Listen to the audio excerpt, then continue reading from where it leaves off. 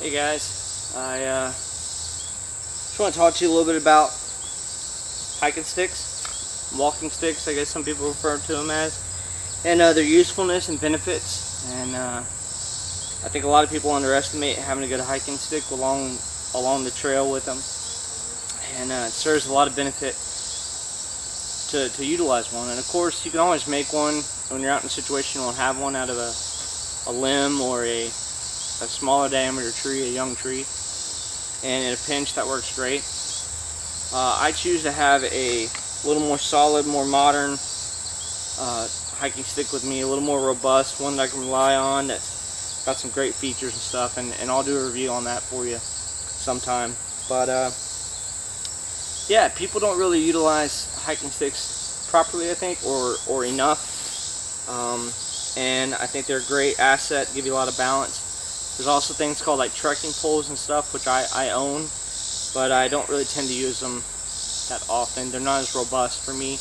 They do help give people balance when you're trekking or hiking up mountains and up steep terrain.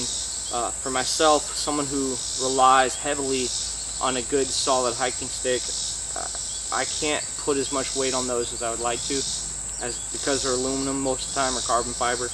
They don't have a lot of lateral strength. It's just straight up and down that you can apply pressure on. I need something without a lot of give, because yes, obviously had the mobility and capability to walk around, but I'm very unstable. I don't have very good balance. I could never just stand here like I am right now and balance on my own. I don't have the ability to. My body isn't able to control that stability, muscles basically. So I utilize a hiking stick to give me the stability I need to be able to stand still, to get up and out of my chair, out of my tank, and move around. When I get to camp, I try to save as much battery, because the battery on that thing doesn't last anywhere near as long as I wish it would. Maybe in several years down the road, newer technology would come out, I can make it go further and further. But as of right now, I just use my chair to get to camp. Once I'm in camp, I get up from the chair and use a hiking stick for the most part to get around and give me the stability I need. So for anyone that's out there that's handicapped in any way, shape, or form, that still has the use of your legs, I highly recommend a good solid hiking stick. There's all kinds out on the market, from cheap to very, very expensive, or like I said, you can make your own, customize it, put a little character into it, and that's always a great route. I have plenty of those I've made on my own. I've just kind of found one that works best for me, and that's the one I stuck with.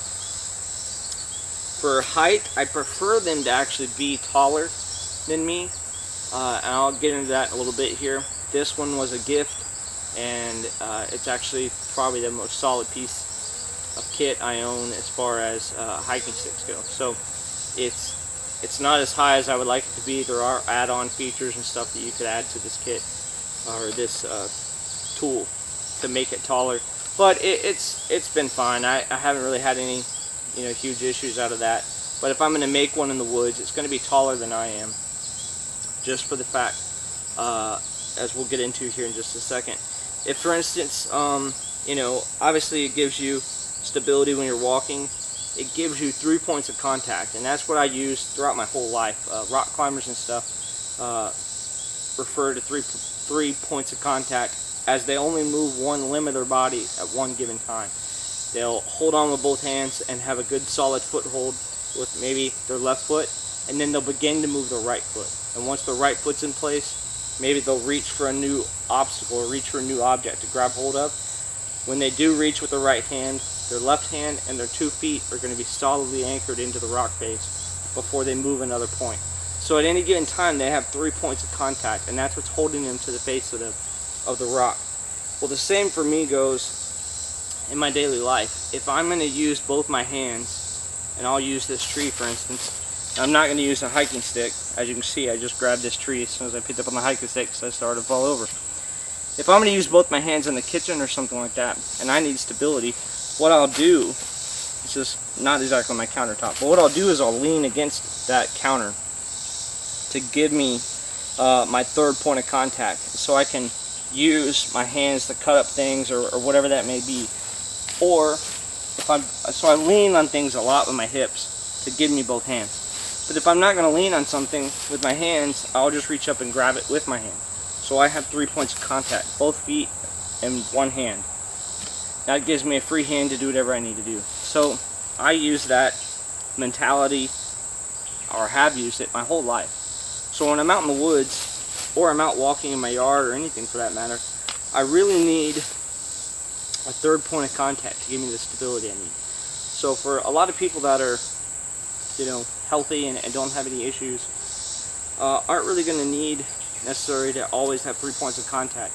But when you're hiking and you got a heavy pack on, you're going up some treacherous terrain, having that third point of contact is going to give you a hand. And for the weight, this doesn't weigh anything hardly. It's really, really a very good tool.